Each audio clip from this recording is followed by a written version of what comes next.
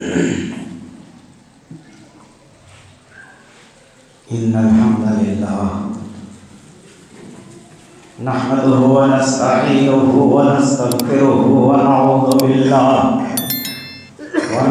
بالله من شرور أنفسنا وسيئات أعمالنا من يهده الله فلا مضل له ومن يضلل فلا هادي له وأشهد أن لا إله إلا الله وحده لا شريك له وأشهد أن محمدا عبده ورسوله يا أيها الذين آمنوا اتقوا الله حق تقاته ولا تموتن إلا وأنتم مسلمون يا أيها الناس اتقوا ربكم الذي خلقكم من نفس واحدة وخلق منها زوجها وبث منهما رجالا كثيرا ونساء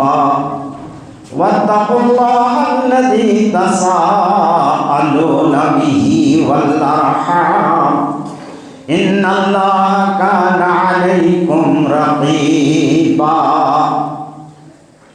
يا أيها الذين آمنوا اتقوا الله وقولوا قولا سديدا يصلح لكم أعمالكم ويغفر لكم ذنوبكم ومن يطع الله ورسوله فقد فاز فوزا عظيما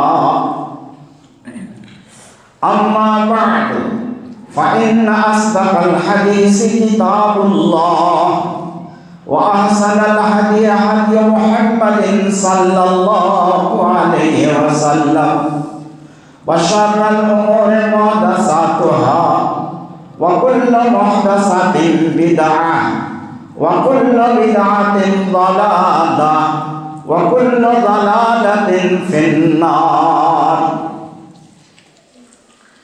وقال الله تبارك وتعالى في كلامه الكريم أعوذ بالله من الشيطان الرجيم بسم الله الرحمن الرحيم ولا تصعر خدك للناس ولا تمش في الأرض مرحا إن الله لا يحب كل مختال فخور معزز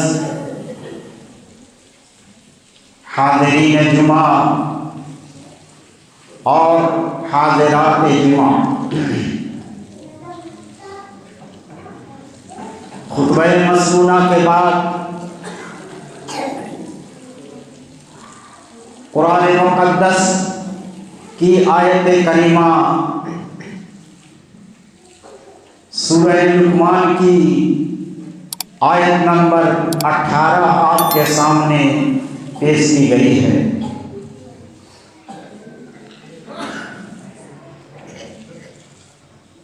اس آیت کریمہ میں اللہ تعالی نے حضرت لقمان حکیم کی 7ویں اور 8ویں وصیت کو، نصیحت کو جو انہوں نے اپنے بیٹے کو کی تھی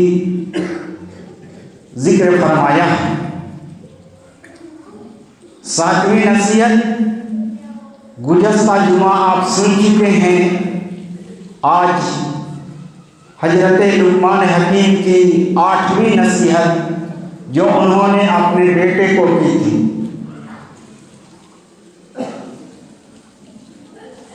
وَلَا تَمْشِ فِي الْأَرْضِ مَرَحًا، اور تو زمین میں اکڑ کر مت چل۔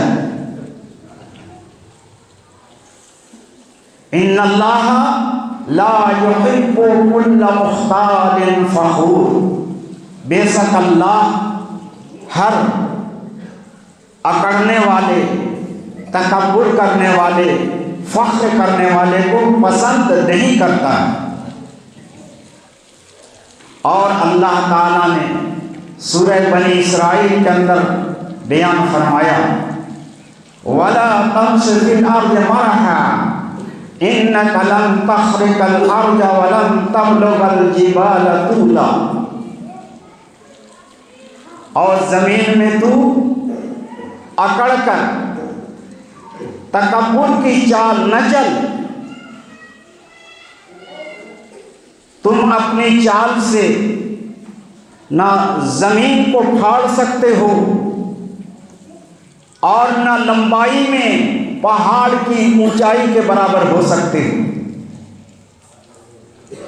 جب تیری چال سے نہ زمین پھٹے گی نہ تیری لمبائی پہاڑ کے برابر ہوگی تو پھر ایسی چال کیوں چلو جو مغرور لوگوں کی چال ہے، جو متکبر انسانوں کی چال ہے، جو گھمنڈ کرنے والے لوگوں کی چال ہے، ایسی چال تو نہ چل۔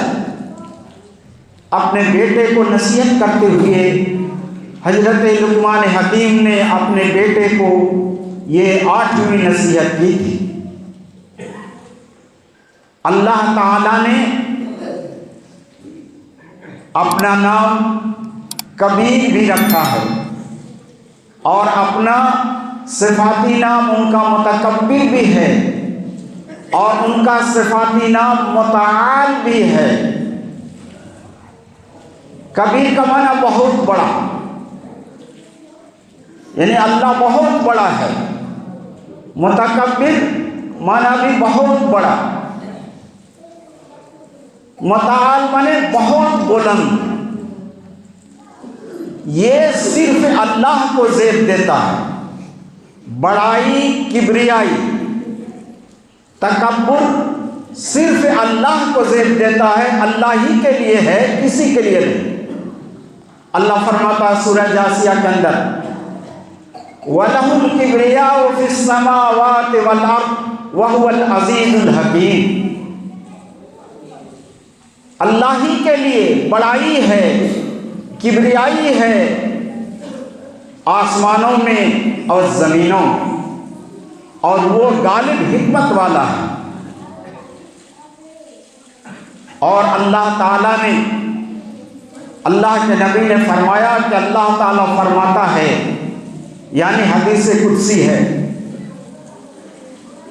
الکبریاء ردائی والعظمت ازاری فمن نازعنی واحدا منہما قذفتہ فی النار وفی روایت القیتہ فی النار۔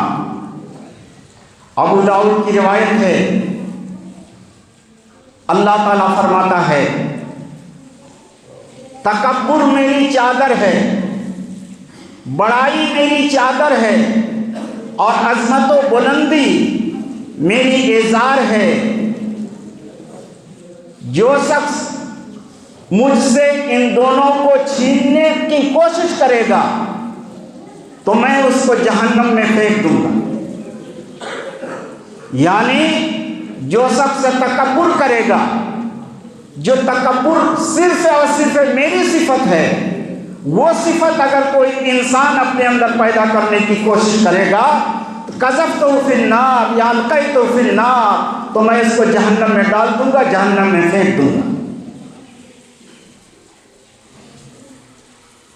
اور آپ جانتے ہیں کہ یہ ابلیس، شیطان جس کو ہم کہتے ہیں، اعوذ باللہ من الشیطان الرجیم ہم پڑھتے ہیں کہ شیطان رجیم مردود سے، ابلیس سے، اجازیل سے ہم پناہ مانگتے ہیں اللہ کی۔ یہ اللہ کا مقرب بندہ تھا، فرشتوں کے ساتھ رہا کرتا تھا، اتنا اونچا درجہ ان کا تھا۔ اللہ فرماتا ہے لیکن صرف ایک مرتبہ تکبر کرنے کی وجہ سے اللہ نے اس کو ابلیس قرار دیا۔ اللہ فرماتا ہے وَإِذْ قُلْنَا لِلْمَلَائِكَةِ اسْجُدُوا لِآدَمَ فَسَجَدُوا الْمَلَائِكَةُ إِلَّا إِبْلِيسَ أَبَى وَاسْتَكْبَرَ وَكَانَ مِنَ الْكَافِرِينَ۔ جب ہم نے فرشتوں سے کہا آدم کو سجدہ کرو، تمام فرشتوں نے فوراً سجدہ کیا، سجدے میں گر گئے، الا ابلیس، مگر ابلیس نے سجدہ نہیں کیا، ابا، انکار کیا، واستکبر، و تکبر کیا، گھمنڈ کیا، وکان من الکافرین، اور وہ کافر بن گیا۔ یہ عزازیل، یہ ابلیس، شیطان، یہ جنات میں سے ہے، فرشتوں میں سے یہ نہیں تھا، جنات میں سے تھا۔ بزرگی کی وجہ سے اللہ نے ان کو فرشتوں کے ساتھ رکھا تھا، لیکن اللہ کے اس حکم کی نافرمانی کی اور تکبر کیا۔ تکبر یہ کیا کہ اللہ نے مجھ کو آگ سے پیدا کیا، اور اس انسان کو، آدم کو، جسے سجدہ کرنے کا مجھے حکم ہوا ہے، ان کی پیدائش مٹی سے ہوئی، مٹی نیچے رہتی ہے اور آگ اوپر رہتی ہے، تو نیچے والے کو اوپر والا کیسے سجدہ کرے گا؟ یہ تکبر کیا، گھمنڈ کیا، کہا میں اس سے اچھا ہوں۔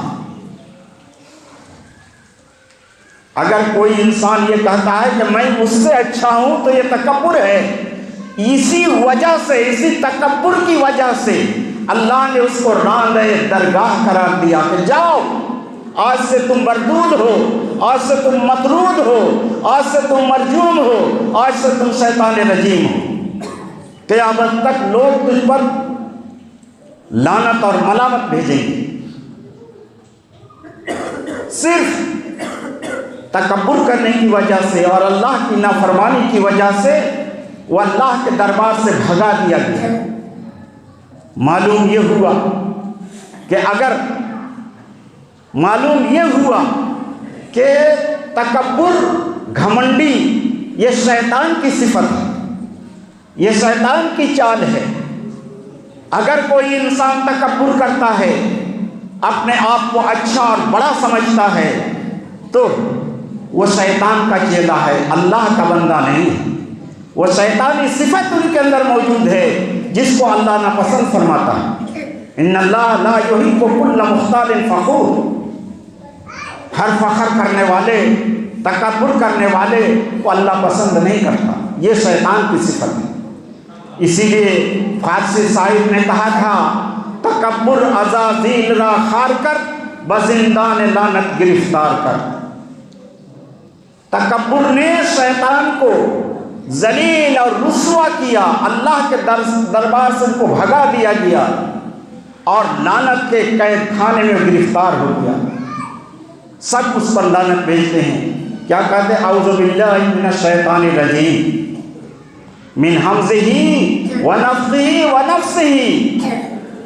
یہ انسان پڑھتا ہے، اس پر لعنت بھیجتا ہے، اس کے وسوسے سے اللہ سے پناہ مانگتا ہے، تو یہ شیطان ہے۔ اور اللہ تعالیٰ نے سورہ سجدہ کے اندر بیان فرمایا،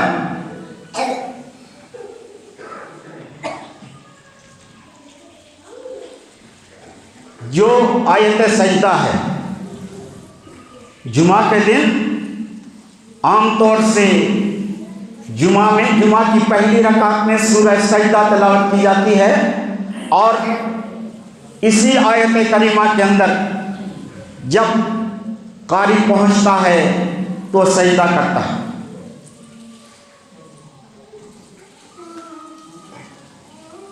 انما یؤمن بآیاتنا الذین اذا ذکر اللہ، انما یؤمن بآیاتنا الذین اذا ذکروا بها خروا سجدا وسبحوا بحمد ربهم وهم لا یستکبرون۔ مومن وہ ہے جب ان کے سامنے ہماری آیتیں پڑھ کر سنائی جاتی ہیں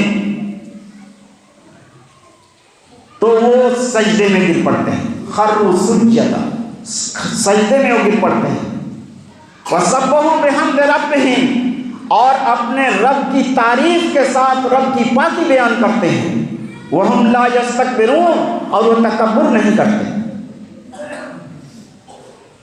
مومن لوگ جن کے سامنے قرآن پڑھ کر سنایا جاتا ہے تو فوراً وہ اپنے سر کو جھکا دیتے ہیں، اس کو مان لیتے ہیں کہ اللہ کا حکم ہے، یہ قرآن کا حکم ہے، اور اس میں اپنی طرف سے کچھ بڑائی نہیں، کچھ گھمنڈ نہیں، کچھ غرور نہیں، کچھ فخر نہیں۔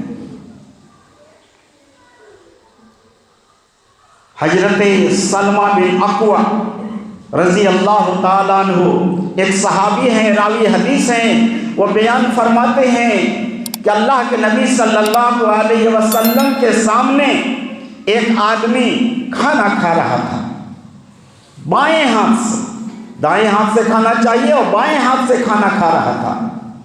نبی نے فرمایا کل بیمینک، اے فلاں شخص تو اپنے دائیں ہاتھ سے کھانا کھاؤ۔ قال لا استطیع، اس نے جواب دیا کہ میں دائیں ہاتھ سے کھانے کی طاقت نہیں رکھتا ہوں۔ نبی نے کہا لاستطعت وما منعه الا الكبر، اللہ تعالیٰ تم کو دائیں ہاتھ سے کھانے کی کبھی توفیق نہ نصیب فرمائے، اس نے انکار صرف تکبر کرتے ہوئے کیا۔ دایاں ہاتھ اچھا تھا، صحیح سالم تھا، کھا سکتا تھا، لیکن نبی کے حکم کی انہوں نے خلاف ورزی کی تکبر کرتے ہوئے، کہا کہ تکبر کی وجہ سے اس نے ایسا کیا ہے۔ نبی نے فرمایا لاستطعت، تجھے پھر توفیق دائیں ہاتھ سے کھانے کی کبھی نہ ہو۔ راوی حدیث کا بیان ہے کہ پھر وہ انسان جس نے تکبر کرتے ہوئے نبی کے اس حکم کو ٹھکرایا تھا، کبھی بھی پوری زندگی میں اپنا دایاں ہاتھ اپنے منہ تک نہیں لے جا سکا، اکڑ گیا۔ نبی کے سامنے ایک مرتبہ تکبر کرنے کا یہ نتیجہ تھا، یہ انجام تھا۔ حضرت عبداللہ ابن مسعود رضی اللہ تعالیٰ عنہ راوی حدیث ہیں، وہ بیان فرماتے ہیں کہ اللہ کے نبی صلی اللہ علیہ وسلم نے ارشاد فرمایا ہے لا يدخل الجنت من کان فی قلبہ مثقال ذرۃ من کبر، وہ انسان جنت میں نہیں جائے گا جس کے دل کے اندر ایک ذرہ کے برابر بھی تکبر ہوگا، ایک ذرہ کے برابر بھی گھمنڈ ہوگا، وہ انسان کبھی جنت میں داخل نہیں ہوگا۔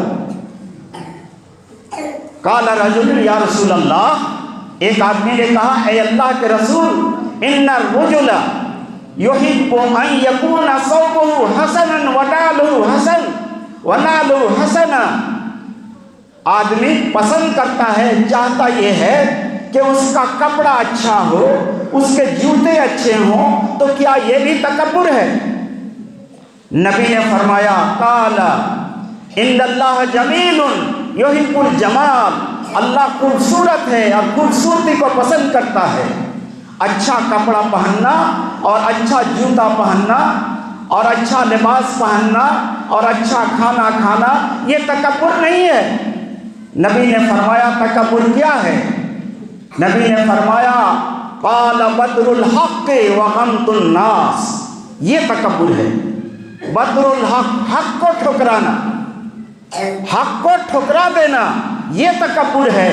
وغمط الناس، اور لوگوں کو حقیر سمجھنا کہ یہ گھٹیا انسان ہے، یہ ذلیل ناکارہ ہے، ہمارے سامنے اس کی کچھ وقت اور حیثیت نہیں ہے، لوگوں کو اس نظر سے دیکھنا، اس نظریہ سے دیکھنا، کہا کہ یہی تکبر ہے۔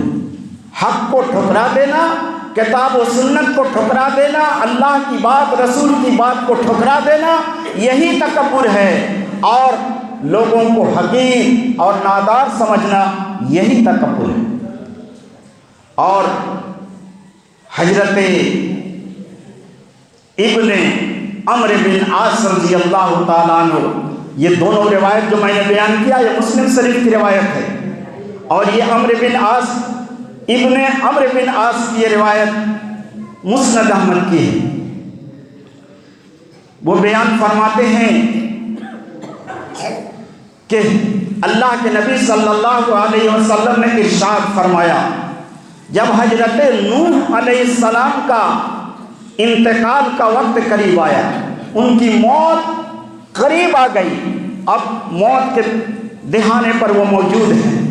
ایسے وقت میں انہوں نے اپنے بیٹے کو نصیحت کی، اپنے بیٹے کو نصیحت کی۔ قال، حضرت نوح نے کہا، آمرک باثنین وانہاک عن اثنتین، میں تم کو 2 چیزوں کے کرنے کا حکم دیتا ہوں اور 2 چیزوں سے تم کو منع کرتا ہوں۔ 2 چیز کرو جو میں کہہ رہا ہوں، اور 2 چیز جن سے میں منع کر رہا ہوں اس سے تم رک جاؤ۔ اپنے بیٹے کو کہا آمرک بلا الہ الا اللہ، اے میرے بیٹے میں تم کو لا الہ الا اللہ کا حکم دیتا ہوں۔ لا الہ الا اللہ، کثرت سے لا الہ الا اللہ کہا کرو۔ نہیں ہے کوئی معبود سوائے اللہ، نہیں ہے کوئی معبود مگر اللہ، یعنی اللہ ایک ہے، عبادت کے لائق صرف اللہ ہے، کوئی نہیں۔ آمرک بلا الہ الا اللہ۔ پھر آگے فرمایا، کہا کہ اے میرے بیٹے اگر 7 آسمان اور 7 زمین میں، اگر 7 آسمان کو اور 7 زمین کو وضعیت فی کفۃ، ایک پلے میں رکھا جائے، ووضعیت بلا الہ الا اللہ فی کفۃ، اور لا الہ الا اللہ کو دوسرے پلے میں رکھا جائے، کیا ہوگا؟ رجحت بلا الہ الا اللہ، تو لا الہ الا اللہ کا پلہ جھک جائے گا، یعنی لا الہ الا اللہ اتنا وزن اس کا ہے، اتنا وزن اس کا ہے کہ زمین و آسمان کا وزن اس کے سامنے ہلکا۔ اور پھر فرمایا، اے میرے بیٹے اگر لا الہ الا اللہ 7 آسمان اور 7 زمین کو رکھ کر کے ایک پلے میں، ایک گھیرے اور دائرے کے اندر لا الہ الا اللہ کو رکھا جائے، تو لا الہ الا اللہ اتنا وزنی ہوگا کہ اس دائرے کو توڑ کر کے باہر نکل آئے گا۔ اور آگے فرمایا، وَسُبْحَانَ اللَّهِ وَبِحَمْدِهِ، اور دوسری چیز جس کا میں تمہیں حکم دیتا ہوں، کثرت سے تم سبحان اللہ وبحمدہ کہا کرو، یعنی پاک ہے اللہ، اسی کے حمد کے ساتھ میں اللہ کی پاکی بیان کرتا ہوں، اللہ کی تعریف کے ساتھ اللہ کی پاکی بیان کرتا ہوں، سبحان اللہ وبحمدہ۔ فرمایا یہ سبحان اللہ وبحمدہ اللہ کو بہت پسند ہے، یہ ہر چیز کی دعا ہے، صلاۃ کل شیء، ہر چیز کی دعا سبحان اللہ وبحمدہ ہے۔ وَبِهَا يُرْزَقُ الْخَلْقُ، اور اسی کلمہ کی وجہ سے، سبحان اللہ وبحمدہ کہنے کی وجہ سے پوری مخلوقات کو اللہ تعالیٰ روزی دیتا ہے، اسی کلمہ کی برکت سے اللہ روزی دے رہا ہے۔ اور پھر آگے فرمایا، وَأَنْهَاكَ عَنْ صَفْحِ الْحَقِّ وَغَمْسِ النَّاسِ، اور آگے فرمایا، أَنْهَاكَ عَنِ الشِّرْكِ، شرک سے میں تم کو منع فرما رہا ہوں، اور کبر سے، تکبر سے منع کر رہا ہوں۔ 2 چیز لا الہ الا اللہ کو لازم پکڑو، سبحان اللہ وبحمدہ کو لازم پکڑو، یہ 2 چیز کا حضرت نوح نے اپنے بیٹے کو کہا، 2 چیز کے کرنے کا حکم دیتا ہوں، اور 2 چیز سے منع کرتا ہوں، شرک سے منع کرتا ہوں ایک، اور دوسری چیز جس سے منع کر رہا ہوں تکبر سے منع کر رہا ہوں۔